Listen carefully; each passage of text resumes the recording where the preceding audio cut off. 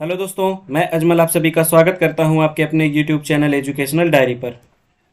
दोस्तों आज हम लोग पढ़ने वाले हैं टॉप 20 क्वेश्चन सीरीज का पार्ट 2, जो कि है ग्राम्य समाज एवं विकास एवं जीके जीएस क्वेश्चंस, जिसमें हम लोग टॉप 20 क्वेश्चंस पढ़ने वाले हैं विथ एक्सप्लेनेशन। ठीक है दोस्तों, मैंने आपको पहले भी बताया था, अभी भी बता रहा हूँ कि अगर ये सीरीज आपने ज्वाइन किया है तो आपको 45 प्लस नंबर लाने से कोई नहीं रोक सकता ग्राम्य समाज एवं विकास और जीके जीएस को मिलाकर। दोस्तों इस जीके जीएस में मैंने करंट अफेयर को भी शामिल किया है और आपको बहुत मज़ा आएगा पढ़ने में। जो क्वेश्चन एक्सप्लेन करने लायक होगा मैं उसको कंप्लीट एक्सप्लेन करने वाला हूँ। आप लोग भागिएगा मत वीडियो छोड़कर, ये मेरी आपसे गुजारिश है कि आप लोग वीडियो पर बने रहें। बिना वीडियो को देखे, बिना पढ़े आप जज मत करिएगा कि कैसे वीडियो बनाया है। ठीक है दोस्तों, ये आपके लिए मेहनत करके बनाया गया वीडियो है, तो इसे एंजॉय करिए और इससे जितना हो सके आप सीखने की कोशिश कीजिए। तो दोस्तों अगर आज की ये वीडियो आपको अच्छी लगे तो चैनल को लाइक करना, शेयर करना, सब्सक्राइब करके बेल आइकन को प्रेस कर लेना। दोस्तों ऊपर आई का बटन आ रहा है, अगर आपने टॉप 20 क्वेश्चन सीरीज का पहला पार्ट नहीं देखा है तो वहाँ पर लिंक दे दूंगा, आप देख लेना। और दोस्तों इस वीडियो के डिस्क्रिप्शन में भी लिंक है, वहाँ से भी आप देख सकते हैं। तो चलिए दोस्तों बिना समय बर्बाद किए हम लोग शुरू करते हैं टॉप 20 क्वेश्चन सीरीज का अपना दूसरा पार्ट। तो हम लोग आ गए दोस्तों अपने पहले क्वेश्चन की तरफ। पहला क्वेश्चन है, खसरे में कुल कितने खाने या कॉलम्स होते हैं। ठीक है दोस्तों, इसमें ऑप्शन नंबर ए है 44 खाने, ऑप्शन नंबर बी है 22 खाने, ऑप्शन नंबर सी है 25 खाने, ऑप्शन नंबर डी है 21 खाने। तो आप लोग जल्दी से बताइए दोस्तों कि इसमें सही आंसर कौन सा है, कमेंट करके बताइए जल्दी से। और प्लीज़ आप लोग भागिएगा मत, जो क्वेश्चन एक्सप्लेन करने लायक होगा वो मैं एक्सप्लेन करता रहूँगा, आपको दिक्कत लेने की कोई ज़रूरत नहीं है। ठीक है दोस्तों, जो सामने क्वेश्चन है उसका आप लोग अच्छे से और सही सही जवाब दीजिए जल्दी से। खसरे में कुल कितने खाने होते हैं। तो दोस्तों यहाँ पर ऑप्शन नंबर बी सही है। ऑप्शन नंबर बी, खसरे में टोटल 22 खाने होते हैं। ये बहुत ही इंपॉर्टेंट क्वेश्चन है लेखपाल की दृष्टि से। ठीक है दोस्तों, तो इसको आप लोग ध्यान में रखिएगा कि खसरे में कुल 22 खाने होते हैं। हम लोग चलते हैं अगले क्वेश्चन की तरफ। क्वेश्चन नंबर 2 है, उत्तर प्रदेश भू राजस्व अधिनियम 1901 की धारा 23 में किसके संबंध में उल्लेख किया गया है। ऑप्शन नंबर ए है लेखपाल के संबंध में, ऑप्शन नंबर बी है चकबंदी आयुक्त के संबंध में, ऑप्शन नंबर सी है ग्राम विकास अधिकारी के संबंध में, ऑप्शन नंबर डी है इनमें से कोई नहीं। तो आप लोग सोचकर बताइए कि कौन सा ऑप्शन सही होगा, जल्दी से कमेंट करिए दोस्तों। उत्तर प्रदेश भू राजस्व अधिनियम 1901 की धारा 23 में किसके बारे में कहा गया है। तो बिल्कुल सही जवाब है आप लोगों का ऑप्शन नंबर ए, लेखपाल के संबंध में इसमें बताया गया है। ठीक है दोस्तों, अब मैं आगे आपको बताता चलूं कि राजस्व लेखपाल जो होता है वो जिलाधिकारी डीएम के अधीन होता है। ठीक है दोस्तों, यहाँ मैं बता दूं कि राजस्व लेखपाल, देखिए दो लेखपाल होते हैं, एक राजस्व एक चकबंदी। तो राजस्व लेखपाल जो होता है वो डीएम के अंडर में काम करता है। ठीक है, डिस्ट्रिक्ट मजिस्ट्रेट या जिलाधिकारी जिसको कहते हैं, डीएम के अंदर काम करता है। यहीं पे दोस्तों मैं अगर चकबंदी लेखपाल की बात करूं, चकबंदी लेखपाल,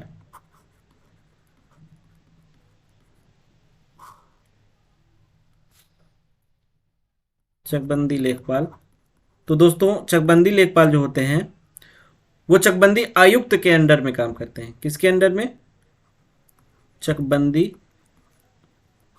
आयुक्त, चकबंदी आयुक्त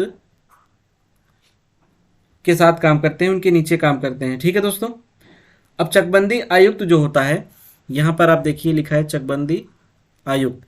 चकबंदी आयुक्त चकबंदी विभाग जो होता है, चकबंदी विभाग का प्रमुख होता है। ठीक है, तो चकबंदी विभाग का प्रमुख होता है कौन, चकबंदी आयुक्त। ग्राम विकास अधिकारी आप जानते हैं जिसको विलेज डेवलपमेंट ऑफिसर कहा जाता है। तो जो हमारा ग्राम विकास अधिकारी का पेपर होने वाला है उसमें भी ये सब चीज़ें बहुत काम की हैं। तो अगर आप में से कोई वीडियो की तैयारी कर रहा है तो वो भी देख सकता है इसको। ठीक है दोस्तों, तो दोस्तों इसमें हमारा आंसर नंबर ए सही होगा, लेखपाल के संबंध में भू राजस्व अधिनियम 1901 की धारा 23 में उल्लेख किया गया है। हम लोग चलते हैं अब नेक्स्ट क्वेश्चन की तरफ। अगला क्वेश्चन है हमारा जो कि बहुत इंपॉर्टेंट क्वेश्चन है, उत्तर प्रदेश में भू क्षेत्रफल मापने की सबसे छोटी इकाई कौन सी है। भू क्षेत्रफल नापने की सबसे छोटी इकाई, ऑप्शन नंबर ए है एकड़, ऑप्शन नंबर बी है बीघा, ऑप्शन नंबर सी है बिस्वा, ऑप्शन नंबर डी है बिस्वांसी। बिस्वा को बिस्सा भी कहते हैं, जैसे गांव में कहते हैं ना भैया इतना बिस्सा का खेत है, तो ये बिस्सा भी होता है। ठीक है दोस्तों, तो जल्दी से आप बताइए कि कौन सा ऑप्शन सही होगा, एकड़, बीघा, बिस्वा या बिस्वांसी। तो इसमें ऑप्शन नंबर डी आपका सही होगा, बिस्वांसी। ठीक है, ये सबसे छोटी इकाई होती है भू क्षेत्रफल नापने की। तो अगर मैं आपको बता दूं कि 20 बिस्वांसी, एक बिस्वांसी कितना होता है, तो यहाँ पर आप लिखेंगे एक बिस्वांसी बराबर, एक बिस्वांसी बराबर होता है 9801 वर्ग इंच, 9801 वर्ग इंच। ठीक है दोस्तों, एक बिस्वांसी बराबर होता है। और यहीं अगर 20 बिस्वांसी बराबर कहें तो 20 बिस्वांसी बराबर, 20 बिस्वांसी का मान होता है हमारा एक बिस्वा, एक बिस्वा, बिस्वा या बिस्सा। ठीक है दोस्तों, ये दोनों एक ही होता है। एक बिस्वांसी बराबर 9801 मतलब 9801 वर्ग इंच, या फिर 20 बिस्वांसी बराबर एक बिस्वा होता है। ठीक है दोस्तों, तो आप ये भी कह सकते हैं कि एक बिस्वा बराबर 20 बिस्वांसी होता है। ठीक है ना दोस्तों, तो मैं लिख देता हूँ एक बिस्वा बराबर कितना होता है, यहाँ से एक बिस्वा बराबर 20 बिस्वांसी। ये आप लोग याद रखना दोस्तों। या अगर 20 बिस्वांसी को हम लोग क्या कह सकते हैं, 20 वर्ग गट्टा, या इसको कह सकते हैं 20 वर्ग गट्टा। आगे किसी क्वेश्चन में आएगा तो मैं आपको गट्टा क्या होता है और ये सब बताता चलूँगा। ठीक है दोस्तों, अब आते हैं हम लोग बीघा के ऊपर। बीघा क्या होता है, एक बीघा बराबर 3025 वर्ग गज होता है। ठीक है, एक बीघा, ये सब पूछा जाता है दोस्तों पेपर में। एक बीघा बराबर 3025 वर्ग गज, ये सब आपसे पूछ सकता है कि एक बीघा बराबर कितना वर्ग गज होता है, तो आपको बताना पड़ेगा एक बीघा बराबर 3025 वर्ग गज। अब आती है बारी एकड़ की। एकड़, एक एकड़ बराबर 1.6 बीघा, एक एकड़। ये सब चीज़ें अगर हम लोग अपने बाप दादाओं से पूछेंगे तो फटाफट बता देंगे, क्योंकि वो किसान आदमी, उनको पता रहता है ये सब क्या है। तो एक एकड़ बराबर हमारा हो जाता है 1.6 बीघा, 1.6 बीघा।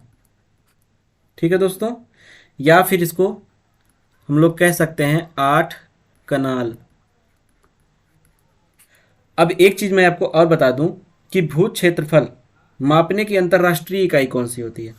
भाई एक अंतर्राष्ट्रीय इकाई भी तो होगी, तो भू क्षेत्रफल नापने की,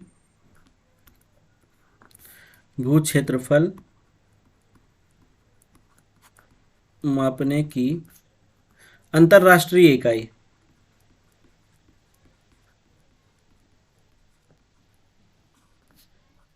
भू क्षेत्रफल नापने की अंतर्राष्ट्रीय इकाई जो होता है उसे हेक्टेयर कहा जाता है। ठीक है दोस्तों, हेक्टेयर, ये अंतर्राष्ट्रीय इकाई होती है। एक हेक्टेयर बराबर 10,000 वर्ग मीटर होता है। ठीक है, तो यहाँ मैं लिख देता हूँ एक हेक्टेयर बराबर 10,000 वर्ग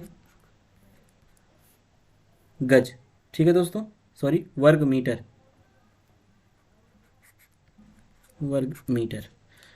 तो ये हमारा था क्वेश्चन नंबर 3, जो कि मैंने जितना ज़रूरी था आपको बता दिया है। कुछ चीज़ें रह गई होंगी तो आने वाले और क्वेश्चंस जो होंगे उसमें मैं एक्सप्लेन कर दूंगा। अब मैं चलता हूँ अपने नेक्स्ट क्वेश्चन की तरफ। तो दोस्तों क्वेश्चन नंबर 4 है, निम्नलिखित में से कौन एकड़ के बराबर है। ठीक है दोस्तों, एकड़ के बराबर कौन सा मान है, एकड़ क्या है, अभी आपने पूछा। अब देखिए एकड़ के बारे में कंप्लीट आ गया, इसमें सब कुछ आ गया। तो ए है 4840 वर्ग गज, मतलब एक एकड़ बराबर। बी ऑप्शन है 0.4048 हेक्टेयर, ऑप्शन सी है 100 बिस्वा, या ऑप्शन डी ये सभी। तो इनमें से कौन एकड़ के बराबर है? ठीक है दोस्तों, बताइए इन चारों ऑप्शन में से कौन सा सही होगा, एकड़ के बराबर इनमें से कौन सा है? तो दोस्तों ऑप्शन नंबर डी, ये सभी एकड़ के बराबर हैं। 1 एकड़ के बराबर इतना वर्ग गज 4840 वर्ग गज, 1 एकड़ बराबर 0.4048 हेक्टेयर, या 100 बिस्वा कह सकते हैं 1 एकड़ के बराबर, एकड़ के बराबर बिस्वा भी होता है, और या फिर ये सभी। ठीक है दोस्तों, तो ऑप्शन है ये सभी। अब हम लोग चलेंगे दोस्तों क्वेश्चन नंबर 5 की तरफ। क्वेश्चन नंबर 5 है, भारतीय प्रशासन का मेरुदंड माना जाता है। मेरुदंड कहो या रीढ़ की हड्डी कहो, बात एक ही है। ठीक है दोस्तों, तो कौन होता है वो, जरा आप लोग बताइए। ऑप्शन नंबर ए है मेयर, ऑप्शन नंबर बी है विकास अधिकारी, ऑप्शन नंबर सी है जिला कलेक्टर, ऑप्शन नंबर डी है तहसीलदार। तो बताइए दोस्तों इनमें से कौन सा ऑप्शन एकदम सही होगा।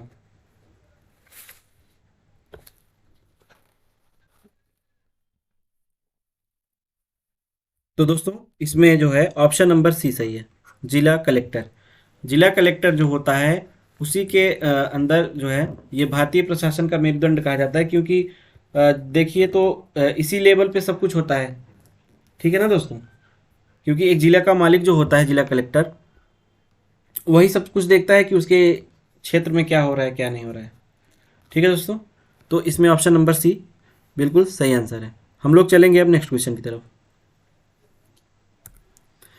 अगला क्वेश्चन है हमारा, ग्राम्य विकास विभाग की स्थापना कब हुई थी? ठीक है दोस्तों, ग्राम्य विकास विभाग की स्थापना कब हुई थी? ऑप्शन ए है 1974 में, ऑप्शन नंबर बी है 1982 में, ऑप्शन नंबर सी है 1985 में, ऑप्शन नंबर डी है 1995 में। जल्दी से कमेंट करके बताइए दोस्तों कि कब हुआ था ग्राम्य विकास विभाग की स्थापना। दोस्तों ये सब बिल्कुल हल्के क्वेश्चन नहीं है, ये सब बार बार कहीं ना कहीं पूछे गए क्वेश्चन हैं। ठीक है दोस्तों, तो इसको अच्छे से आप लोग कर लीजिएगा, क्योंकि हम लोग राजस्व लेखपाल चकबंदी लेखपाल की बात कर रहे हैं, तो वहाँ पर ग्राम विकास, ग्राम मतलब गांव के बारे में ही तो रहेगा ना ज़्यादा, तो इसलिए ये सब बहुत इंपॉर्टेंट क्वेश्चन है। तो दोस्तों इस क्वेश्चन का जो ऑप्शन होगा पहला वाला सही होगा, 1974 में। ठीक है दोस्तों, ऑप्शन नंबर 1 बिल्कुल सही ऑप्शन है। चलते हैं अगले क्वेश्चन की तरफ। क्वेश्चन नंबर 7 है, निम्नलिखित में से किसको लोकतंत्र का पाठशाला कहा जाता है? ठीक है दोस्तों, लोकतंत्र का पाठशाला। तो यहाँ पर देखिए ऑप्शन नंबर ए है केंद्र सरकार को कहा जाता है, ऑप्शन नंबर बी है राज्य सरकार को कहा जाता है, ऑप्शन नंबर सी है स्थानीय स्वायत्त शासन संस्थाओं को, या फिर ऑप्शन नंबर डी उपरयुक्त में से कोई भी नहीं। ठीक है दोस्तों, बताइए जल्दी से कौन सा सही होगा। बिल्कुल सही जा रहे हैं आप लोग, ये है ऑप्शन नंबर सी। क्योंकि केंद्र सरकार राज्य सरकार ये तो बहुत बड़े पैमाने पर देखते हैं, पूरे राज्य की पूरे देश की देखभाल ये लोग करते हैं, जबकि वो असंभव होता है। स्थानीय स्वायत्त शासन संस्थाएं जो होती हैं वही तो ग्राउंड लेवल पर काम करती हैं। गांव गांव में क्या हो रहा है, किसको क्या ज़रूरत है, कहाँ किस चीज़ का विकास करना है, वो तो यही लोग करते हैं ना। ठीक है दोस्तों, तो ये जो है यही इसमें सही आंसर होगा। इसी को लोकतंत्र का पाठशाला कहा जाता है, क्योंकि ये बिल्कुल ग्राउंड लेवल से काम करते हैं। केंद्र सरकार राज्य सरकार ये तो बहुत बड़ी चीज़ है। तो चलते हैं हम लोग नेक्स्ट क्वेश्चन पर। क्वेश्चन नंबर 8 है, कलेक्टर के पद के सृजन का श्रेय जाता है। इसका मतलब यह है कि कलेक्टर का जो पद होता है, डीएम का पद, वो किसने सबसे पहले किसने लागू किया था? दोस्तों बहुत अच्छा क्वेश्चन है ये। ऑप्शन नंबर ए है लॉर्ड मैकाले को जाता है मतलब श्रेय, ऑप्शन नंबर बी है Lord Minto, option number C है Lord Ripon, option number D है वारेन हेस्टिंग्स। तो बताइए इसमें से कौन से महाशय थे जिन्होंने सबसे पहले कलेक्टर पद का सृजन किया था? जल्दी से आप लोग आंसर दीजिए दोस्तों, क्या होगा इसमें सही आंसर। बिल्कुल सही आप लोग आंसर दे रहे हैं, ये तो बहुत पुराना क्वेश्चन है, बार बार रिपीट होता रहता है। ये है option number D, Warren Hastings ने सबसे पहले कलेक्टर पद के सृजन का श्रेय जाता है, क्योंकि उन्होंने सबसे पहले कलेक्टर पद भारत में लाए थे, वारेन हेस्टिंग्स। ठीक है दोस्तों, तो चलते हैं हम लोग अगले क्वेश्चन पर। बने रहिएगा क्वेश्चन में, आप लोग क्वेश्चन छोड़कर जाइएगा मत, आगे बहुत अच्छे अच्छे क्वेश्चन आने वाले हैं, आप देखिएगा। अगर आपने पूरा वीडियो देखेंगे तो आप विश्वास करिए आप एकदम खुश हो जाएंगे और कहेंगे कि बहुत अच्छा कंटेंट था, इसलिए आप भागिएगा मत, देख कर जाइएगा। क्वेश्चन नंबर 9 है, स्वच्छ भारत मिशन जो कि ग्रामीण के लिए कहा जा रहा है के अंतर्गत ग्रामीण क्षेत्रों में शौचालयों के निर्माण के लिए नवंबर 2014 में उत्तर प्रदेश सरकार ने कितने करोड़ रुपए का प्रावधान किया था। जो हर घर शौचालय वाला वो चल रहा है, उसी में नवंबर 2014 में उत्तर प्रदेश सरकार ने इस काम के लिए कितने जो है कितने पैसे का प्रावधान रखा था। तो बताइए, ऑप्शन नंबर ए है 556 करोड़, ऑप्शन नंबर बी है 685 करोड़, ऑप्शन नंबर सी है 123 करोड़, ऑप्शन नंबर डी है 315 करोड़। तो इसमें से कौन सा अमाउंट है जो कि सही है, जो उत्तर प्रदेश सरकार ने जिसका प्रावधान किया था स्वच्छ भारत मिशन के तहत। बताइए दोस्तों जल्दी से, कौन सा आंसर होगा इसमें। तो दोस्तों इसमें होगा आंसर नंबर बी, 685 करोड़ रुपए का प्रावधान किया गया था उत्तर प्रदेश सरकार की तरफ से। तो चलते हैं दोस्तों नेक्स्ट क्वेश्चन पर। अगला क्वेश्चन है हमारा क्वेश्चन नंबर 10, जो कि है उत्तर प्रदेश सरकार में किस वर्ष में मनरेगा प्रारंभ किया गया। बहुत इंपॉर्टेंट और बहुत ही बेहतरीन क्वेश्चन है, जो कि ऐसे जो हमारे यूपी से रिलेटेड पेपर होते हैं उसमें तो पूछा ही जाता है। ठीक है दोस्तों, तो इसको हम लोग डिटेल में देखने वाले हैं। तो बताइए, ऑप्शन नंबर ए है 2007, ऑप्शन नंबर बी है 2008, ऑप्शन नंबर सी है 2005, ऑप्शन नंबर डी है 2006। इसमें से कौन सा ऑप्शन सही है आप बताइएगा। मनरेगा प्रारंभ करने का सही तिथि कौन सी है। तो दोस्तों इसमें जो है बिल्कुल सही आप लोग बता रहे हैं, ऑप्शन नंबर डी सही है। 2006 में मनरेगा प्रारंभ किया गया था। अब हम लोग मनरेगा के बारे में थोड़ी सी जानकारी ले लेते हैं, मनरेगा क्या होता है। देखो, एम से क्या होता है महात्मा, जी से गांधी, ठीक है, एम से हो गए महात्मा और जी से हो गए गांधी, ये हो गया महात्मा गांधी। एन से हमारा हो जाता है नेशनल, और आगे आर से हो जाता है रूरल, ई से हो जाता है एम्प्लॉयमेंट, जी से हो जाता है गारंटी, ए से हो जाता है एक्ट। अगर मैं इसकी हिंदी में बात करूं क्या मतलब होता है, तो MGNREGA,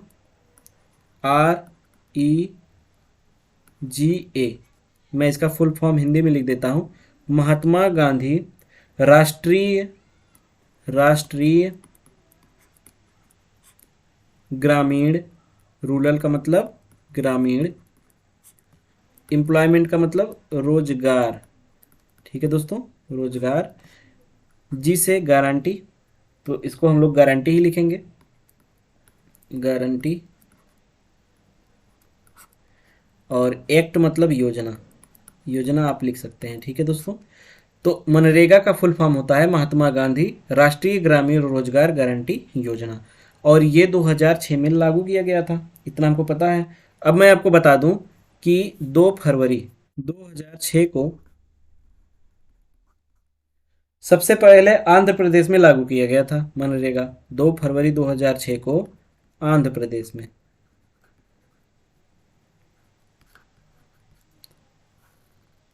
आंध्र प्रदेश में सर्वप्रथम लागू किया गया।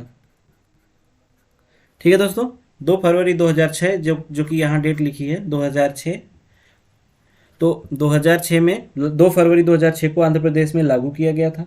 7 सितंबर 2005 में ये मतलब लाया गया था कि ये हमको करना है। ठीक है, मैं लिख देता हूँ 7 सितंबर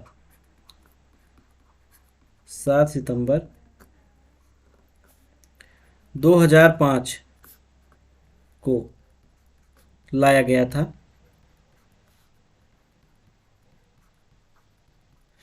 मतलब 7 सितंबर 2005 को लाया गया था कि हमको जो है मनरेगा स्टार्ट करना है। ठीक है दोस्तों, और 2 फरवरी 2006 को आंध्र प्रदेश में सर्वप्रथम लागू किया गया। 1 अप्रैल 2008 में पूरे भारत में लागू किया गया था। ये भी डेट आप नोट कर लीजिएगा, 1 अप्रैल 2008 में पूरे भारत में लागू किया गया।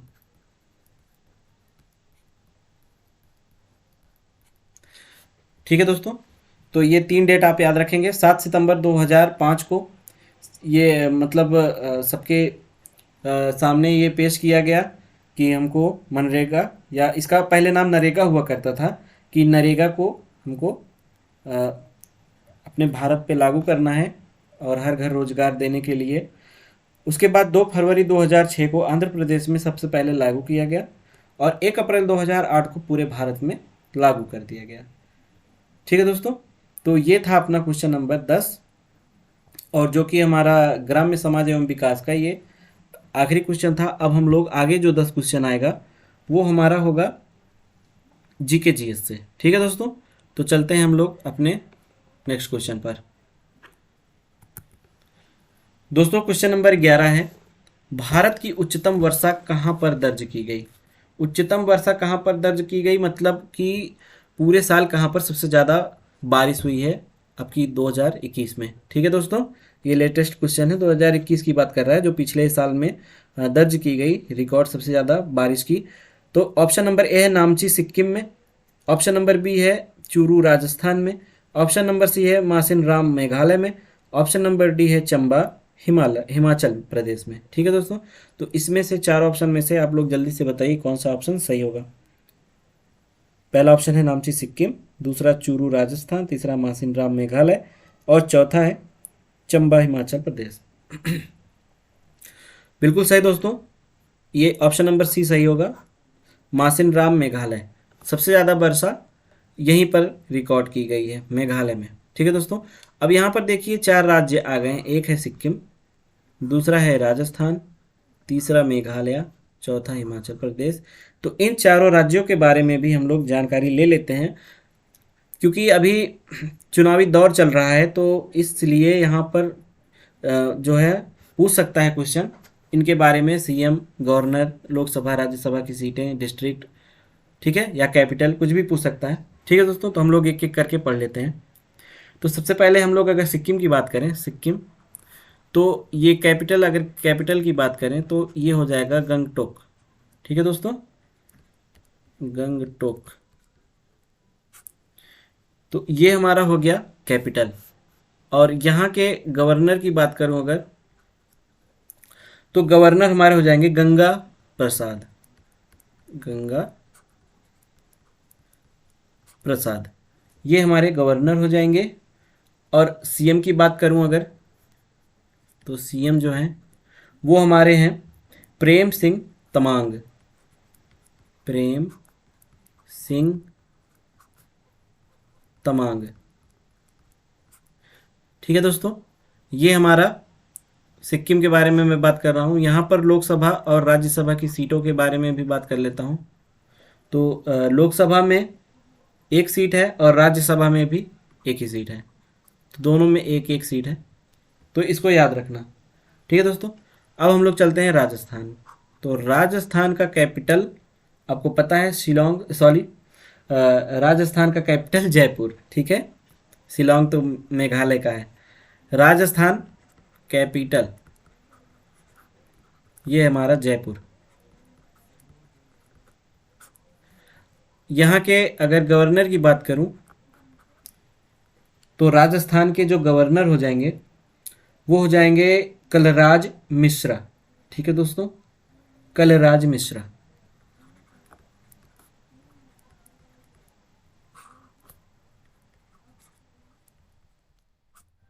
चाहे आप स्क्रीनशॉट ले लें और चाहे लिख लें, आपकी मर्जी, पर इसको नोट करके रखना, ये आपके बहुत काम आने वाला है।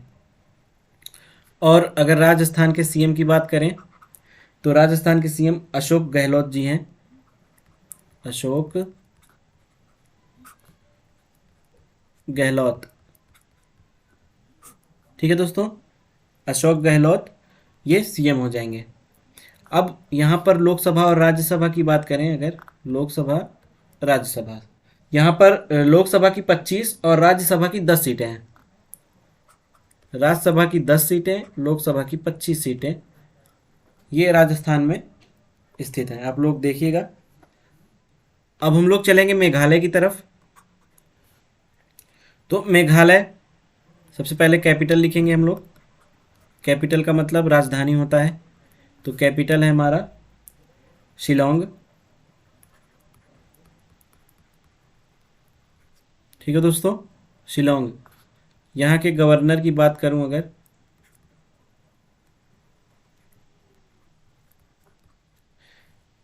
तो गवर्नर हमारे हो जाएंगे सत्यपाल मलिक।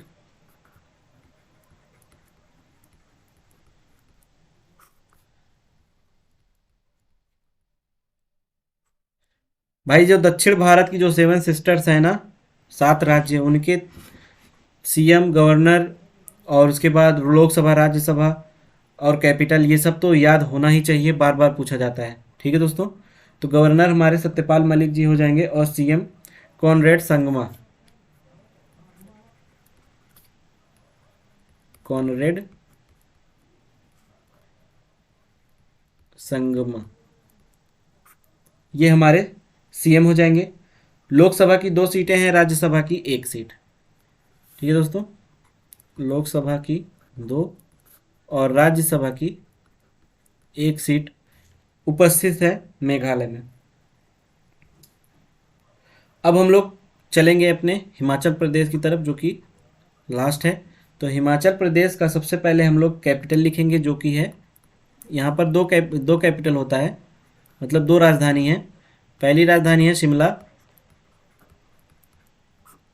शिमला हमारा गर्मियों के लिए होता है, मतलब जब तक गर्मी पड़ेगी तब तक शिमला होगा हमारा कैपिटल, और जब ठंडी पड़ेगी तो धर्मशाला। ठीक है दोस्तों, धर्मशाला एक जगह है हिमाचल में, यहाँ पर कैपिटल होता है ठंडी में, ठंड में, या विंटर जिसको कहते हैं। ठीक है दोस्तों, विंटर में। अब हो गई कैपिटल की बात। मैं यहाँ के अगर सीएम की बात करूँ और गवर्नर की बात करूँ, ठीक है दोस्तों, तो हमारे हिमाचल प्रदेश के सीएम जो होंगे वो जयराम ठाकुर हैं, और गवर्नर राजेंद्र अरलेकर, राजेंद्र अरलेकर, ये हमारे गवर्नर हैं। और सीएम की अगर बात करूं तो जयराम ठाकुर, जयराम ठाकुर। अब यहाँ पर जो है दोस्तों, लोकसभा और राज्यसभा की तो सीटें नहीं होती हैं, यहाँ पर विधानसभा की सीटें होती हैं, विधानसभा। तो विधानसभा की सीटें अगर देखी जाए यहाँ पर, तो टोटल 68 सीटें हैं। ठीक है दोस्तों, तो इसको आप लोग नोट कर लीजिएगा। ये तो था हमारा सिक्किम, राजस्थान, मेघालय, हिमाचल प्रदेश के सीएम, गवर्नर, लोकसभा, राज्यसभा। ठीक है, और जो ये क्वेश्चन है उच्चतम वर्षा वाली, ये ऑप्शन नंबर सी सही है, जो कि मेघालय में है। अब हम लोग चलेंगे अगले क्वेश्चन की तरफ। दोस्तों हम लोग आ गए हैं क्वेश्चन नंबर 12 पर। क्वेश्चन नंबर 12 में है, हाल ही में अंतर्राष्ट्रीय क्रिकेट काउंसिल के अध्यक्ष के रूप में किसे चुना गया? ऑप्शन नंबर ए है David Richardson, option number B है Mustafa Kamal, option number C है Jagmohan Dalmiya, option number D है एन श्रीवास्तव। जल्दी से आप लोग सोचकर कमेंट करिए, इसमें से कौन सा आंसर सही होगा। अपने पास टाइम बहुत कम है, हम लोगों को अभी और भी 8 क्वेश्चन देखने हैं, और आगे जो क्वेश्चन आने वाले हैं वो काफ़ी लंबे हैं, उसमें बहुत कुछ बताने के लिए है, तो जल्दी से आप लोग आंसर दे दीजिएगा। ठीक है दोस्तों, तो इसमें जो है आपका ऑप्शन नंबर ए सही है, डेविड रिचर्डसन। ठीक है दोस्तों, चलते हैं नेक्स्ट क्वेश्चन पर। क्वेश्चन नंबर 13 है, दालें किसका अच्छा स्रोत है? मतलब जो भी दाल खाते हैं हम, उसमें सबसे अच्छा स्रोत कौन सा है, क्या है उसमें सबसे ज़्यादा? ऑप्शन नंबर ए है प्रोटीन, ऑप्शन नंबर बी है विटामिन, ऑप्शन नंबर सी है कार्बोहाइड्रेट, और ऑप्शन नंबर डी है वसा। तो बताइए कि दाल में दाल किसका अच्छा स्रोत होता है? जल्दी से बताइए फटाफट से। ऑप्शन नंबर ए है प्रोटीन, ऑप्शन नंबर बी है विटामिन, ऑप्शन नंबर सी है कार्बोहाइड्रेट, ऑप्शन नंबर डी है वसा। बिल्कुल सही दोस्तों, आपका जवाब एकदम सही है, ऑप्शन नंबर ए। हम सबको पता है कि प्रोटीन पाया जाता है दाल में। ठीक है दोस्तों, अब हम लोग चलेंगे नेक्स्ट क्वेश्चन की तरफ। जो क्वेश्चन एक्सप्लेन करने लायक होगा उसको मैं एक्सप्लेन कर दूंगा, आप लोग परेशान मत होइएगा। क्वेश्चन नंबर 14 में है, निम्नलिखित में से किसको संविधान की आत्मा के रूप में जाना गया है? मतलब जानते हैं हम लोग संविधान की आत्मा। ठीक है दोस्तों, ऑप्शन नंबर ए है राज्य के नीति निर्देशक सिद्धांत। ऑप्शन नंबर बी है राष्ट्रीय ध्वज। ऑप्शन नंबर सी है प्रस्तावना। ऑप्शन नंबर डी है मूल अधिकार। बताइए दोस्तों, चार ऑप्शन में से कौन सा सही है? बहुत जल्दी से, ज़्यादा समय नहीं है अपने पास। तो निम्नलिखित में से किसको संविधान की आत्मा, ये बहुत इंपॉर्टेंट क्वेश्चन है, कई बार पूछा गया है छोटे से लेकर बड़े लेवल तक के पेपर में कि संविधान की आत्मा किसको कहा जाता है। तो दोस्तों इसमें ऑप्शन नंबर सी है प्रस्तावना। प्रस्तावना को हम लोग क्या जो है संविधान की आत्मा कहते हैं, प्रस्तावना को। अब मैं आपको बताता हूँ दोस्तों कि ये जो राज्य के नीति निर्देशक सिद्धांत हैं ये कहाँ से लिया गया है हमारे संविधान में। तो राज्य के नीति निर्देशक सिद्धांत जो हैं आयरलैंड से लिया गया है। कहाँ से? आयरलैंड से। तो यहाँ लिखेंगे हम लोग कि ये आयरलैंड से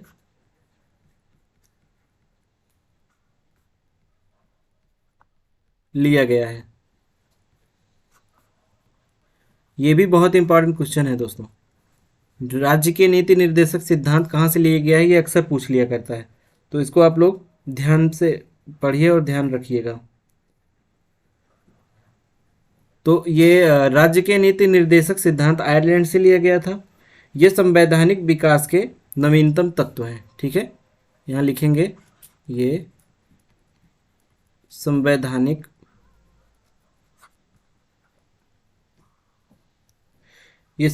विकास के नवीनतम संवैधानिक विकास के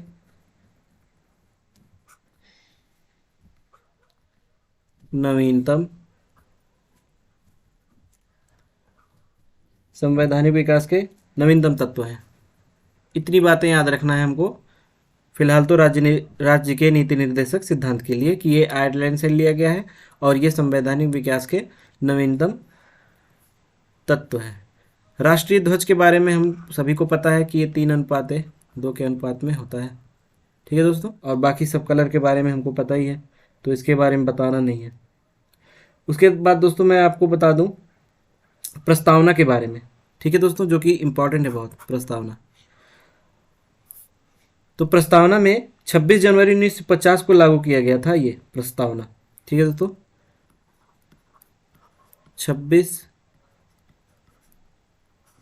जनवरी 1950 को लागू किया गया था।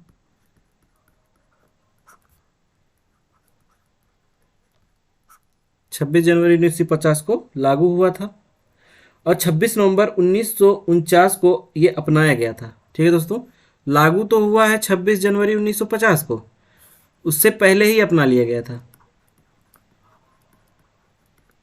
अपनाया गया 26 नवंबर 1949 को। 26 नवंबर 1949 को। ठीक है दोस्तों, ये भारत में 26 नवंबर 1949 को अपना लिया गया था पर लागू किया गया 26 जनवरी 1950 को। तो ये बातें आप प्रस्तावना की याद रखेंगे। अब इसके बाद मूल अधिकार के बारे में हम लोग जान लेते हैं। आपको पता है कि हम भारतीय नागरिकों को कुछ मूल अधिकार भी मिले हुए हैं, उसके बारे में है। तो भारत के संविधान के भाग 3 में स्थित है। भारत के संविधान के भाग 3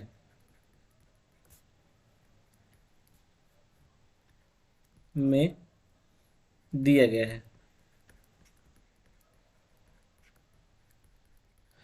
तो हमारा जो कॉन्स्टिट्यूशन है, जो संविधान है हमारा भारत का, उसके भाग 3 में मूल अधिकारों के बारे में लिखा गया है। अब मैं आपको बता दूं कि बेसिकली अपने मूल अधिकार क्या क्या होते हैं। सबसे पहला तो समानता का अधिकार होता है, जो कि अनुच्छेद 14 से लेकर 18 तक लिखा गया है। आप लोग मेरी बातों को सुनिए और नोट कर लेना। पहला है समानता का अधिकार, जो कि अनुच्छेद 14 से 18 के बीच में लिखा गया है। दूसरा हमारा है स्वतंत्रता का अधिकार। दूसरा है स्वतंत्रता का अधिकार, जो अनुच्छेद 19 से 22 के बीच में लिखा गया है। तीसरा है हमारा संपत्ति का अधिकार, जो कि अब नहीं है, ये इसको समाप्त कर दिया गया है। चौथा है शोषण के विरुद्ध अधिकार, जो कि अनुच्छेद 23 से लेकर 24 तक, 23 और 24 दोनों में लिखा है, ठीक है। शोषण के विरुद्ध अधिकार अनुच्छेद 23 और 24 में। उसके बाद अपना आता है धार्मिक स्वतंत्रता का अधिकार। धार्मिक स्वतंत्रता का अधिकार ये आता है अनुच्छेद 25 से लेकर 28 के बीच में। उसके बाद आता है शिक्षा एवं संस्कृति का अधिकार, ये है अनुच्छेद 29 और 30 में। उसके बाद आता है संवैधानिक उपचारों का अधिकार, जो कि आता है अनुच्छेद 32 में। तो दोस्तों इस तरह से हमारे मूल अधिकार मैंने आपको बता दिए और आप लोग इसको याद रखना, और बाकी जो चीज़ें यहाँ पर लिखी हुई हैं ये भी आपके बहुत काम की चीज़ें हैं, इसको नोट कर लेना है। अब हम लोग चलेंगे नेक्स्ट क्वेश्चन की तरफ। अगला क्वेश्चन है हमारा क्वेश्चन नंबर 15। ढालू सड़क पर पत्थर लुढ़काना ऊर्ध्वाधर उठाने से अधिक आसान होता है। ठीक है दोस्तों, इसका ये कहने का मतलब है कि मान लो कि ये एक सड़क है, ढालू सड़क है, मतलब ऊबड़ खाबड़ ऐसे सड़क दिया गया है। यहाँ पर एक पत्थर है, ये बड़ा सा। अब ये कह रहा है कि ये पत्थर को मैं यहाँ से नीचे लुढ़का दूँ ऐसे, तो ये यहाँ से ऐसे लुढ़कता हुआ ऐसे ऐसे आएगा, यहाँ रुक जाएगा, या हो सकता है वो पार कर जाए, यहाँ तक आ जाए। ठीक है, तो ये अपने लिए आसान होगा, या फिर इसको सर पे उठा के लेके चले आओ, वो अपने लिए आसान होगा। ये चीज़ आपको बताना है। तो ये हम लोग फिजिक्स के माध्यम से समझने वाले हैं। ये फिजिक्स का जो है क्वेश्चन दिया गया है। तो इसमें ऑप्शन नंबर ए है कि पत्थर को लुढ़काने में किया गया कार्य उसे उठाने की अपेक्षा कम होता है। इसका मतलब ये है कि अगर ये पत्थर यहाँ से ढकेल दिया जाए तो उसमें जो कार्य करेंगे उससे ज़्यादा कार्य हमको इसको उठाने में करना पड़ेगा। दूसरा ऑप्शन नंबर बी है, दोनों में किया गया कार्य समान होता है किंतु लुढ़काने में कार्य करने की दर कम होती है। इसका मतलब ये है कि ये पत्थर अगर हम उठाएंगे या लुढ़काएंगे दोनों में एक समान कार्य होगा, बस लुढ़काने में जो कार्य करने का समय है वो कम हो जाएगा, दर कम हो जाएगा। ठीक है, जल्दी से लुढ़का देंगे। ऑप्शन नंबर सी में है, पत्थर को लुढ़काने में किया गया कार्य इसे उठाने की अपेक्षा अधिक सरल होता है। ये कह रहा है कि उठाने वाला जो कार्य है, इसको ऊपर उठाने वाला जो कार्य है ये ज़्यादा आसान है इसको लुढ़काने से। और ऑप्शन नंबर डी में है कि पत्थर को उठाने में किया गया कार्य इसे लुढ़काने के समान होता है। इसका मतलब ये उठाने वाला जो कार्य है और लुढ़काने वाला कार्य दोनों बराबर होगा। तो जल्दी से बताइए, आप तो समझ ही गए होंगे कि क्या आसान है अपने लिए और कौन सा ऑप्शन सही होगा। तो दोस्तों समय को बिना बर्बाद किए हुए मैं आपको बता दूं, इसमें ऑप्शन नंबर ए सही है, क्योंकि पत्थर को लुढ़काने में जो किया गया कार्य होता है उसको उठाने की अपेक्षा कम होता है। क्योंकि भाई हमको देखना भी तो है कि अपने को मेहनत कम करनी हो, काम ज़्यादा हो जाए। तो आपको पता है कि यहाँ से अगर पत्थर को मैं धक्का दे दूँ तो ये आराम से हल्के से थोड़ा सा हमको कार्य करना पड़ेगा और ये आराम से यहाँ तक चला जाएगा, जबकि इसको उठाने में बहुत मेहनत लगेगी और उठा भी नहीं पाएंगे। ठीक है दोस्तों, तो ये अपना जो ऑप्शन नंबर ए है वो बिल्कुल सही है। तो उम्मीद करता हूँ आपको ये क्वेश्चन समझ में आ गया होगा। हम लोग चलेंगे नेक्स्ट क्वेश्चन की तरफ। दोस्तों क्वेश्चन नंबर 16, ये भी इंपॉर्टेंट क्वेश्चन है। निम्नलिखित में से कौन सी समिति ने मूल कर्तव्यों को संविधान में सम्मिलित करने का सुझाव दिया है?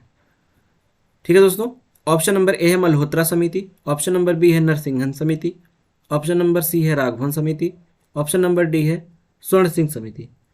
फटाक से बताइए आप कि इसमें से कौन सा आंसर बिल्कुल सही है। किस समिति ने मूल कर्तव्यों को संविधान में जोड़ने के लिए कहा था, ठीक है, सुझाव दिया था? तो इसमें ऑप्शन नंबर डी बिल्कुल सही है, स्वर्ण सिंह समिति।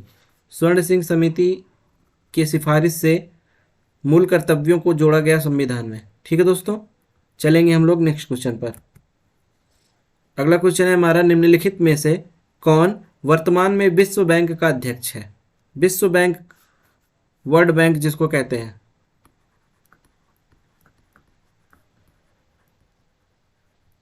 वर्ल्ड बैंक के प्रेसिडेंट या अध्यक्ष हमको बताना है कौन है। पहला है डेविड मालपास, बी है लेविस प्रेस्टन, सी है जिम योंग किम और डी है पाल वाल्फोविट्स।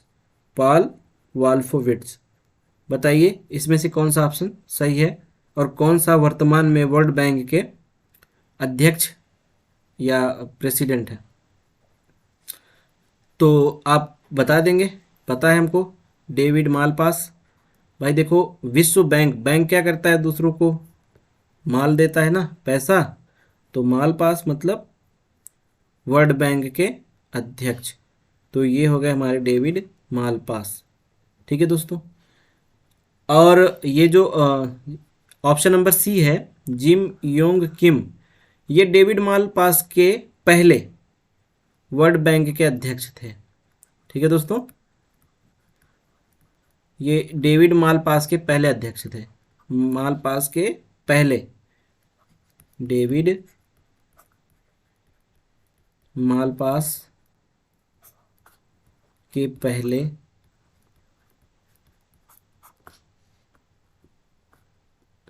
अध्यक्ष रहे।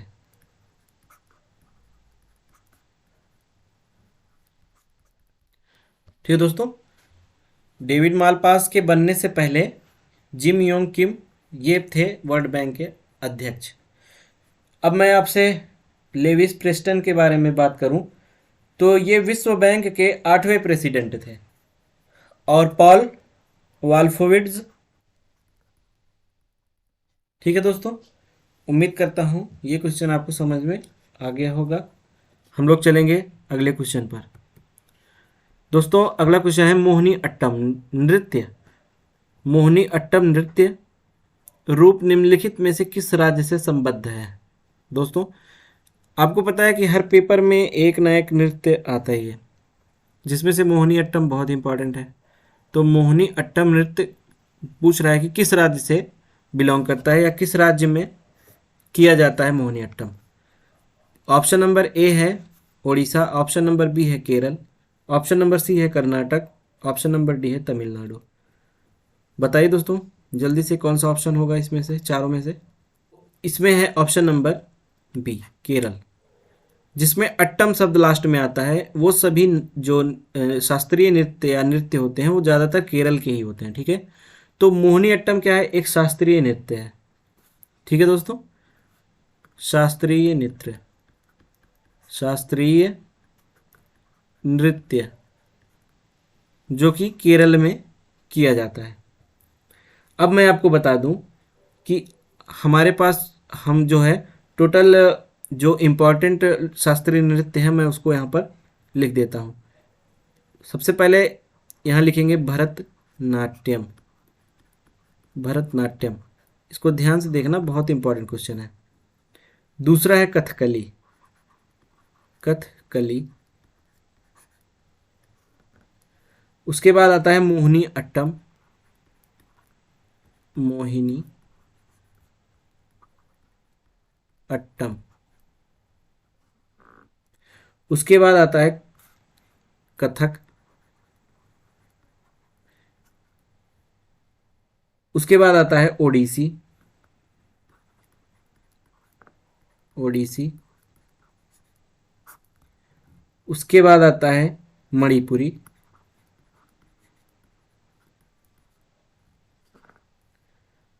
और एक आता है कुचिपुड़ी, कुचिपुड़ी। तो दोस्तों ये हमारे इम्पोर्टेंट है। एक और लिख लीजिए यक्षगान, यक्षगान। और गुल्लू कुनिथा, गुल्लू कुनिथा। ये हमारे कुछ बहुत ही इंपॉर्टेंट शास्त्रीय नृत्य हैं। इसमें से कोई ना कोई एक तो पेपर में 100% पूछा ही जाता है। अब मैं बता दूं कि ये सभी होते कहाँ हैं। तो भरतनाट्यम, मैं आपको बता दूं भरतनाट्यम होता है तमिलनाडु में, तमिलनाडु। ठीक है दोस्तों, भरतनाट्यम होता है तमिलनाडु में। कथकली और मोहिनी अट्टम ये दोनों केरल का है। कथक जो होता है ये उत्तर प्रदेश में होता है।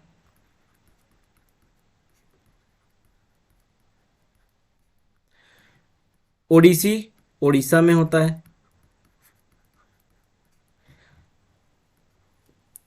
मणिपुरी मणिपुर में होता है। ये दोनों तो नाम पर ही है। कुचिपुड़ी आंध्र प्रदेश में होता है।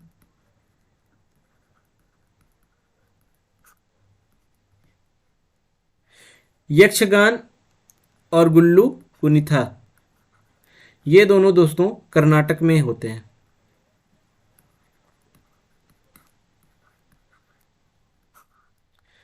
इसके अलावा कर्नाटक में नागमंडला, वीरगासे, बैलाटा नृत्य, ये सभी और कुछ ऐसे नृत्य हैं जो कि अपने कर्नाटक में किए जाते हैं।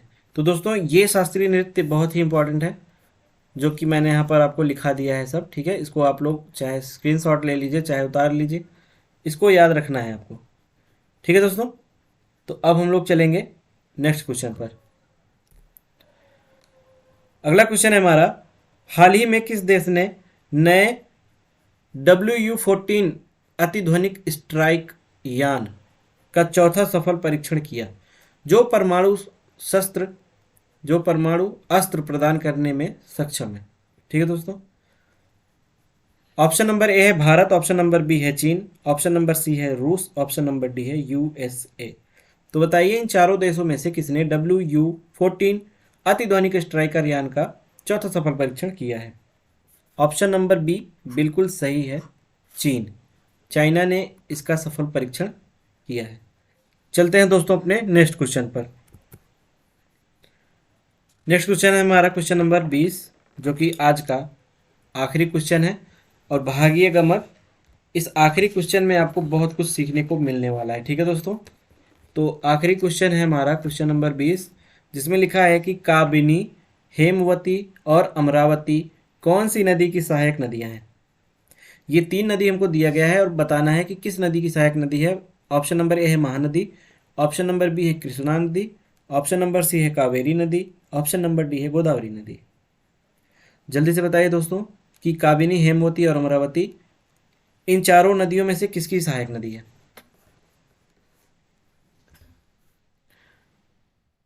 तो दोस्तों इसमें ऑप्शन नंबर सी सही है बिल्कुल भी, कावेरी नदी।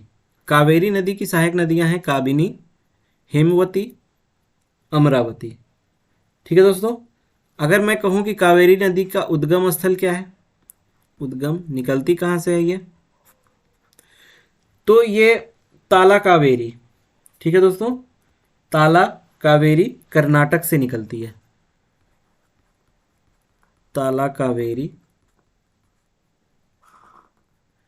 कर्नाटक, यहाँ से ये निकलती है और बंगाल की खाड़ी में मिल जाती है। तो इसका मुहाना कहाँ है? मुहाना का मतलब जहाँ ये गिरती है वो है बंगाल की खाड़ी, बंगाल की खाड़ी। ठीक है दोस्तों। उसके बाद मैं आपको बता दूं कि इसकी जो लंबाई है कावेरी नदी की वो 800 किलोमीटर है। लिख दो यहाँ पर लंबाई। ये भी कभी कभी पूछ लेता है कि सबसे बड़ी सबसे छोटी, जैसे 4 नदियाँ दे दिया, बोल दिया कि इसको लंबाई के क्रम में व्यवस्थित कीजिए। तो जब आपको लंबाई पता रहेगा तभी तो आप जान पाएंगे कौन सी छोटी कौन सी बड़ी नदी है। तो 800 किलोमीटर लंबी नदी है कावेरी नदी, जिसकी काबिनी, हेमवती और अमरावती 3 सहायक नदियां हैं। अब हम लोग देखेंगे महानदी के बारे में। ठीक है दोस्तों, महानदी का उद्गम स्थल क्या है मैं आपको बता दूं। उद्गम कहाँ से ये निकलती है, तो ये सिहवा रामपुर छत्तीसगढ़ से निकलती है। सिहवा रामपुर छत्तीसगढ़।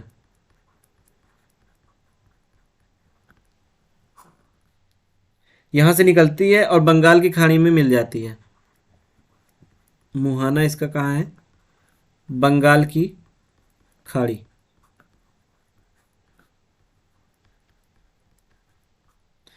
ठीक है दोस्तों,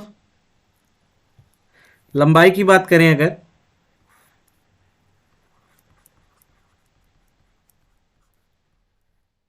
तो इसकी लंबाई 885 किलोमीटर की है।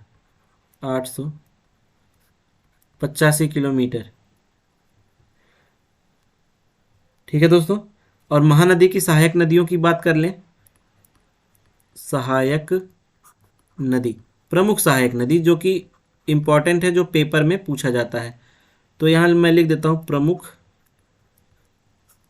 सहायक नदी कौन कौन सी है। शिवनाथ, शिवनाथ, शिवनाथ नदी, शिवनाथ नदी, ये नदी सबसे बड़ी नदी है। ठीक है दोस्तों, सबसे बड़ी नदी है शिवनाथ नदी। उसके बाद है पैरी, सोंढूर, पैरी नदी। उसके बाद है अपना सोंढूर नदी। उसके बाद आ जाएगा अपना हसदेव, हसदेव और अरपा। ये सब नदियां जो हैं दोस्तों, चारों, शिवनाथ नदी, पैरी, सोंढूर, हसदेव, अरपा, ये सब वामांगी नदियां हैं। ठीक है दोस्तों। और दो नदियां हैं जो कि हैं जोंक और खारून, खारून, जोंक और खारून, ये दक्षिणांगी हैं।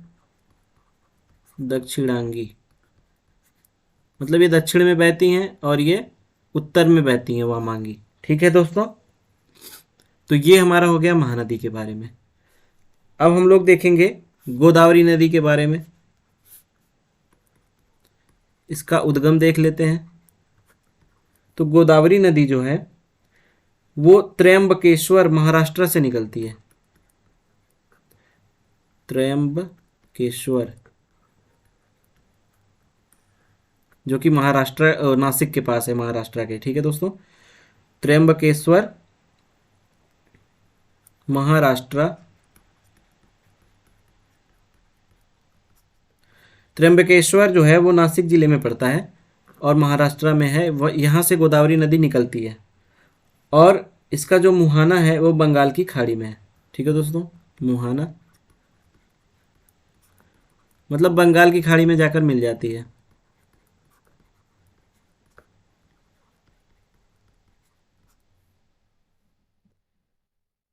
ठीक है दोस्तों, और इसकी लंबाई है 6400, यहाँ लिख देता हूँ मैं लंबाई, लंबाई है 1465, 1465 किलोमीटर। ठीक है दोस्तों, गोदावरी नदी की जो उद्गम स्थल है वो त्र्यंबकेश्वर महाराष्ट्र है। लंबाई 1465 किलोमीटर की है, मुहाना बंगाल की खाड़ी में है।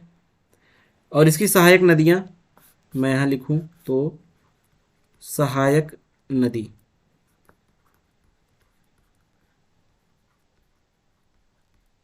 तो प्रमुख सहायक नदी कौन कौन सी है? प्राणहिता, इंद्रावती, मंजीरा। प्राणहिता, इंद्रावती और मंजीरा। प्राणहिता, इंद्रावती, मंजीरा, ये तीन जो हैं प्रमुख सहायक नदियां हैं गोदावरी नदी की। बात करें अगर कृष्णा नदी की,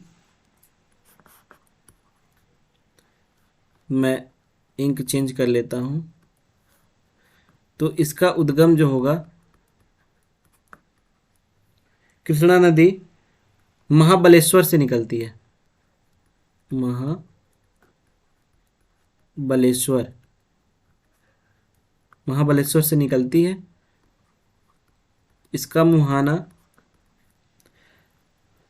महाबलेश्वर से निकलकर ये बंगाल की खाड़ी में जाकर मिल जाती है। ठीक है दोस्तों, बंगाल की खाड़ी। ठीक है दोस्तों, और कृष्णा नदी की लंबाई 1400 किलोमीटर है। लंबाई 1400 किलोमीटर की है। इसकी सहायक नदियां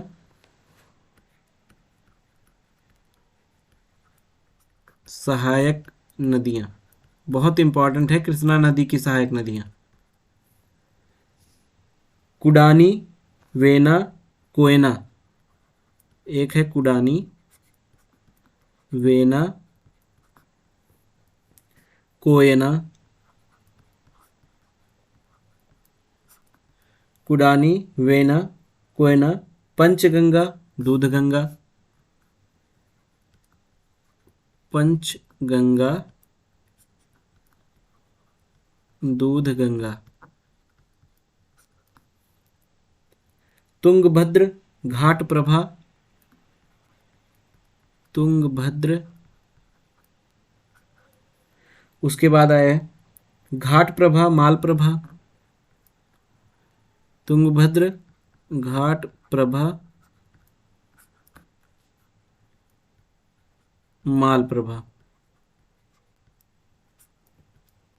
घाटप्रभा, मालप्रभा, मूसी और भीमा। ठीक है दोस्तों, यहाँ लिख देता हूँ मूसी और भीमा।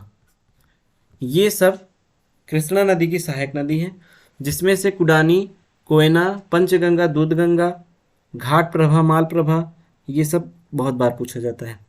ठीक है दोस्तों, तो इस तरह से हमने आज टोटल 20 क्वेश्चन सॉल्व कर लिए हैं, जिसमें एक्सप्लेनेशन की ज़रूरत थी उसमें हम लोगों ने एक्सप्लेनेशन भी देखा है, और जिसमें नहीं ज़रूरत थी उसमें हम लोग सीधा सीधा क्वेश्चन देखकर निकल गए। तो दोस्तों, इसी तरह से हम लोग डेली टॉप 20 क्वेश्चंस पढ़ने वाले हैं विथ फुल एक्सप्लेनेशन। ठीक है दोस्तों, पूरे एक्सप्लेनेशन के साथ, जिसमें जीके, जीएस और ग्राम्य समाज एवं विकास के क्वेश्चन शामिल रहेंगे। अगर आपने इसके पहले वाला वीडियो नहीं देखा है, जो सेट 1 है, तो इस वीडियो के लिंक डिस्क्रिप्शन में लिंक है, वहाँ से देख लेना। चाहे ऊपर जो आई का बटन आएगा वहाँ पर मैं जो है प्लेलिस्ट का लिंक दे दूंगा, आप जाकर वहाँ से देख सकते हैं। दोस्तों, अगर आज की ये वीडियो आपको अच्छी लगी हो तो प्लीज़ चैनल को लाइक करना, शेयर करना, सब्सक्राइब करके बेल आइकन को प्रेस कर लेना। तो दोस्तों, इसी तरह का वीडियो देखने के लिए आप एजुकेशनल डायरी यूट्यूब चैनल से जुड़े रहिए, और प्लीज़ प्लीज़ प्लीज़ इसको आप शेयर करिए अपने दोस्तों में। ठीक है दोस्तों, तो मिलता हूँ आपसे इसका जो है अगला सेट लेकर, और वो भी बहुत ही धमाकेदार होगा। मैं कोशिश करूँगा कि उसमें सभी तरह के क्वेश्चन डाल सकूँ, जैसे कि जीके जीएस में खेल कूद से लेकर ये आज हमने देखा नदियों के बारे में, और उसके बाद हमने देखा नृत्य के बारे में। तो इसी तरह से और जो चीज़ें छूट रही हैं, मैं एक एक करके सब कुछ इसमें शामिल करने वाला हूं। तो आप लोग बने रहिएगा वीडियो के साथ, और इसी तरह से प्यार देते रहिएगा, और कमेंट करिएगा। किसी चीज़ की कमी अगर हुई हो तो, या कोई चीज़ मुझसे छूट गई हो तो प्लीज़ आप उसको कमेंट करके बता देना। तो मिलता हूँ आपसे अगले वीडियो में, तब तक के लिए गुड बाय।